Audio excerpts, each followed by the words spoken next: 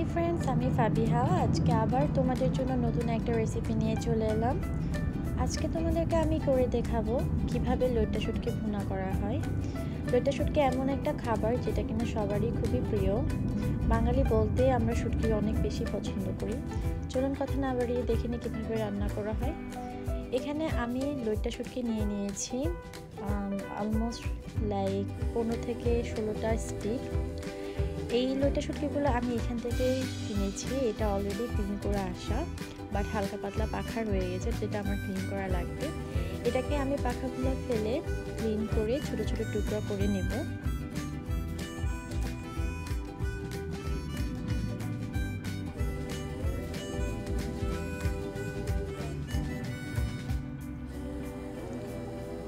এখন উপকরণ। লইট্টা শুটকি রান্না করতে আমার যা যা লাগবে তা হলো আদা বাটা এবং রসুন বাটা, দুটাই 1 টেবিল চামচ করে, 10-12টা রসুন, মরিচ গুঁড়া, হলুদ গুঁড়া, ধনিয়া গুঁড়া, আস্ত 3টা কাঁচামরিচ, যে যার ঝাল মতো ইউজ করবেন, তেল পরিমাণ মতো, লবণ পরিমাণ মতো, একটা আস্ত বড় পেঁয়াজ। লইট্টা শুটকিগুলোকে অলরেডি আমি কেটে ছোট ছোট টুকরো করে নিয়েছি পাখা ছাড়িয়ে। আমি একটু সাইজে ছোট করে নিয়েছি, যার যেমন ইচ্ছা তেমন করে সাইজ করে কেটে নেবেন। দেন আমি এগুলোকে একটা হালকা ফ্রাই প্যানে হালকা ভাজা দিয়ে নেব, যাতে করে রান্না করলে এই লইট্টা শুটকিগুলো যেন ভেঙে না যায়।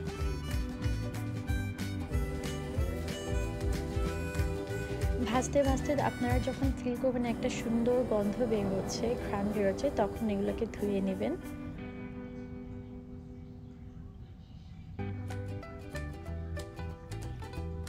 এ পর্যায়ে আমার লইট্টা শুটকিগুলো অলমোস্ট ভাজা হয়ে গেছে। এখন আমি একটা ঘ্রাণ পাচ্ছি। আমি এগুলোকে একটা বাটিতে ধুলে নিয়ে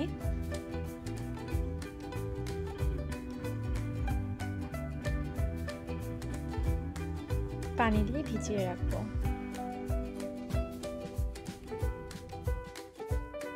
এবার আমি চুলোতে একটা প্যান গরম হতে দিয়ে ওখানে পরিমাণ মতো তেল দিয়ে তেলটা গরম হতে পারার জন্য ওয়েট করব। তেলটা যখন গরম হয়ে যাবে, আমি এখানে সমস্ত মশলাগুলো আস্তে আস্তে একে একে অ্যাড করব।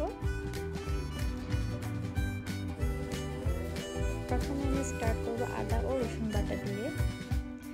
খেয়াল রাখতে হবে চুলার আঁচটা যেন ছোট থাকে, যাতে করে তেল ছিটকে গায়ে না আসে। একেবারেই ছোট, যত ছোট করে রাখা যায়।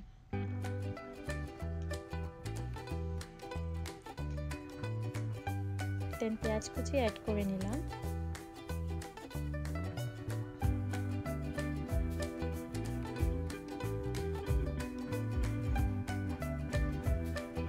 দেন আস্ত রসুন 10-12 কোয়া দিয়ে দিলাম।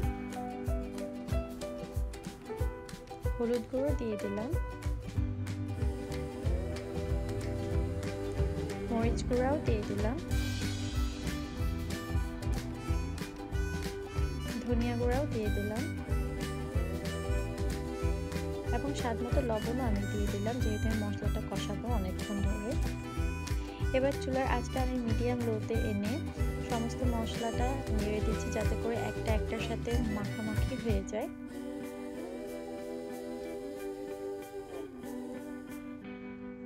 এই পর্যায়ে আমি চুলার আঁচটা মিডিয়াম রাখবো। হালকা পানি অ্যাড করে নেব, যাতে মশলাগুলো প্যানের গায়ে লেগে না যায়, এটা খুব ইম্পর্টেন্ট। দেন আমি মশলাগুলোকে কুক হতে 5 মিনিটের জন্য লিড দিয়ে দেব। লিড তুলে দেখলাম আমার মশলাগুলো অলমোস্ট ভাজা হয়ে গেছে এবং পেঁয়াজটা ট্রান্সপারেন্ট হয়ে গেছে। এখন আমি শুটকিগুলো এর মধ্যে অ্যাড করে দেব।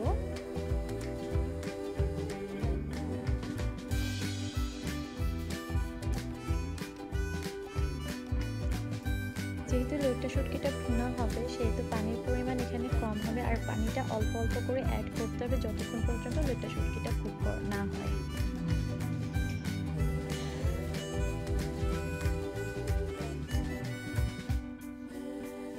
দেন আমি শুটকিগুলো মশলার সাথে ভালো করে মিক্স করে নিলাম। ভালো করে 1-2 মিনিট নাড়ানাড়ি করার পর আমি আবার ঢাকনা দিয়ে দেব, যাতে করে মশলাটা লইট্টা শুটকির গায়ে গায়ে গিয়ে পৌঁছায়।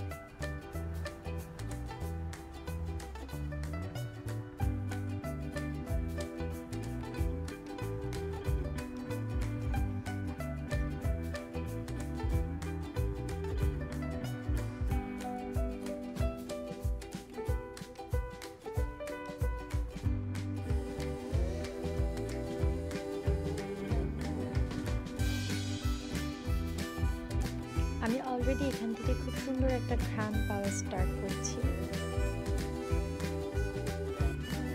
দেন আমি ঢাকনাটা দিয়ে দিলাম। ঢাকনা দেওয়ার পর 10-15 মিনিট ওয়েট করার পর ফিরে আসলাম চেক করতে কি অবস্থা শুটকির। আমি এপাশ ওপাশ নাড়ানাড়ি করে দেখলাম যে শুটকিটারে ঝোল উঠে আসছে, তাই আমি একটু পানি অ্যাড করব। পানি অ্যাড করে আমি আবার ঢেকে দেব 5 থেকে 10 মিনিটের জন্য।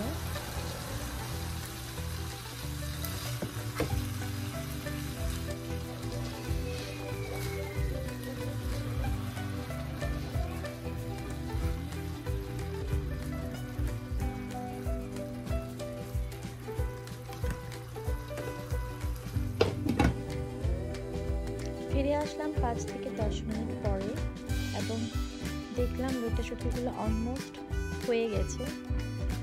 সো লইট্টা শুটকি হয়েছে কিনা তা দেখার জন্য একটা উপায় আমি পার্সোনালি ইউজ করি, আমি সেটা আজকে তোমাদেরকে দেখাবো।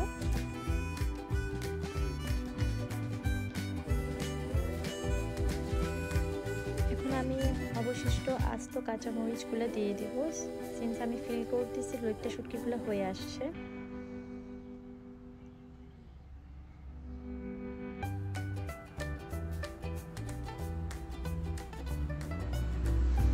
ওয়াও, দারুণ একটা গ্রান বের হচ্ছে, যেটা কিনা আমি তোমাদেরকে ভিডিওর মাঝখানে বলে বোঝাতে পারবো না।